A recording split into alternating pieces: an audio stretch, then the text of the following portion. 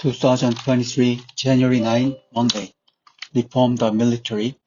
Authorities shift position on North Korea NK drone entering Yongsan.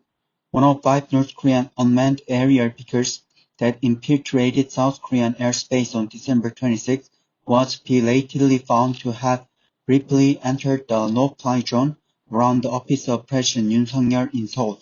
The Joint Chiefs of Staff said on January 5 that an object presumed to be a small enemy drone appears to have flown through a part of the northern tip of the 3.7-kilometer radius zone around the presidential office.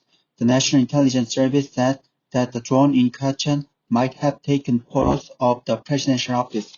Some news media and an opposition party lawmaker suspected a North Korean drone of infiltrating the no-fly zone in Seoul, but the Ministry of National Defense strongly denied such possibility. Defense Minister Lee Jong-seop said in the National Assembly that he was convinced that the drones did not come to Yongsan, where the presidential office is located. It is hard to understand that the military authorities denied strongly despite the reasonable suspicion and even before the final analysis of flight trail of the drone in question. It is also unconvincing that the drone incursion into the no-fly zone was found so belatedly. The JCS announcement came 10 days after the incident. The reversal of position only undermines public trust in the military. Elected officials should be held accountable.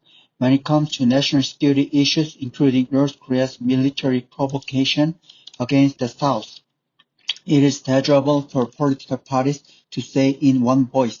However, after the military authorities acknowledged the possibility of a North Korean drone entering the no-fly zone raised by an opposition party lawmaker, the ruling party questioned if the lawmaker had communicated secretly with North Korea but failed to provide grounds. This seems to be a jump in the logic. If a map is compared with the flight trails of the North Korean drones that the military provided to the National Assembly, one can suspect reasonably that the drone may have passed the no-fly zone. The opposition party argued the incident exposed the Yoon administration's incompetence and irresponsibility regarding national security. It demanded an immediate dismissal of senior officials in charge of national security and argued a parliamentary probe is needed. This shows the parties intend to politicize the drone incursion. Rival parties are so occupied with political fight. Now is the time to focus on stronger responses to infiltration by North Korean drones. Political strife in front of an enemy would be self-injury. Probably that is what Pyongyang wants. The fundamental responsibility lies with North Korea. The South must condemn the North for flying drones into the South Korean airspace. South and North Korea concluded a military agreement on September 19, 2018 that bans all hostile acts on the ground, on the sea, and in the air.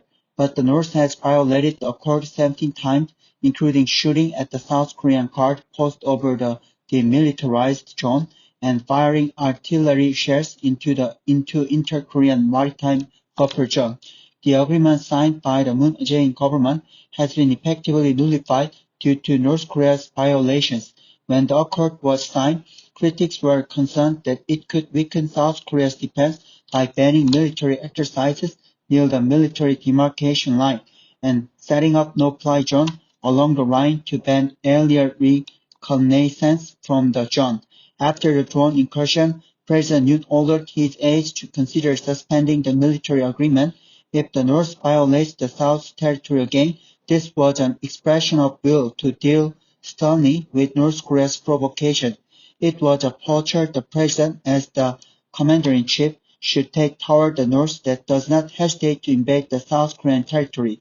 The presidential office is said to be considering resuming anti-North Korean propaganda using loudspeaker broadcasts and electronic bursts in the demilitarized zone and allowing leaflets to be sent toward the North.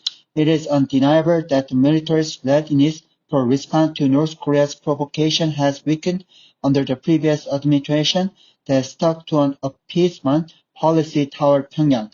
The government must find errors and flaws in the military operation system and set them straight.